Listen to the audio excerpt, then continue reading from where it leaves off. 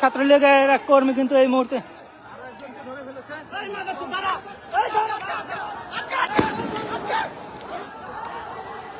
কিন্তু একের পর ইটপাটকেল ছুটছে, তুমুল উত্তেজনা কিন্তু গোপালগঞ্জ শহরে ছাত্রলীগের নেতাকর্মীরা কিন্তু ইটপাটকেল ছুটছে এবং একটু পর পরে ধাওয়া দিয়ে কিন্তু ছাত্রলীগকে পিছিয়ে হটানোর পরে আবার সেনাবাহিনীকে আবার তারা উল্টা ইটপাটকেল ছুড়ে আবার পিছনের দিকে নিচ্ছে। এভাবে কিন্তু তুমুল উত্তেজনা বিরাজমান রয়েছে সমাবেশ স্থানে। আপনাদেরকে দেখানোর চেষ্টা করছি ক্রমান্বয়ে কিন্তু তুমুল উত্তেজনা গোপালগঞ্জ শহরে।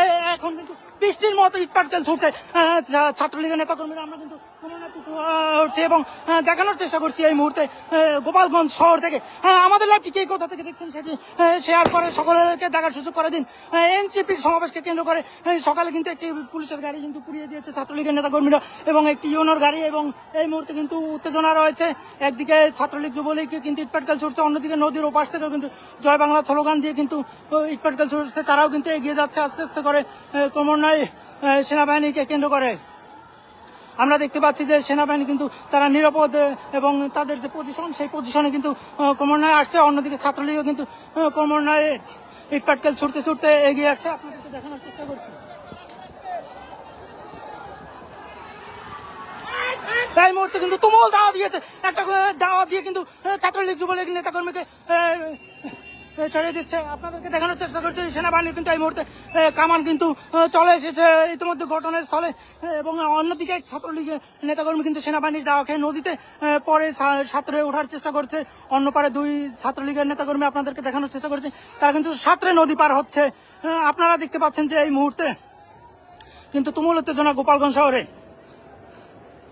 কে কোথা থেকে আমাদের লাইভটি দেখছেন সেটি কমেন্ট করে জানিয়ে দিন, এবং এখানে যে সর্বশেষ পরিস্থিতি সেটি আপনাদেরকে দেখানোর চেষ্টা করব।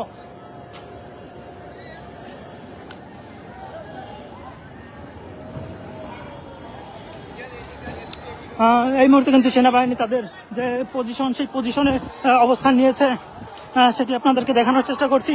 এখানে কিন্তু সেনাবাহিনীর বহু সংখ্যক নেতাকর্মী, যে সেনাবাহিনীর সদস্যরা তারা কিন্তু উপস্থিত হয়েছে, এবং মোটামুটি 5-6 জন কিন্তু ছাত্রলীগ যুবলীগের সহ স্থানীয় যে নেতাকর্মীরা আওয়ামী লীগের তারা কিন্তু গ্রেপ্তার হয়েছে সেনাবাহিনীতে। তাদের কিন্তু ধরে রাখা হয়েছে। আপনাদেরকে দেখানোর চেষ্টা করছি।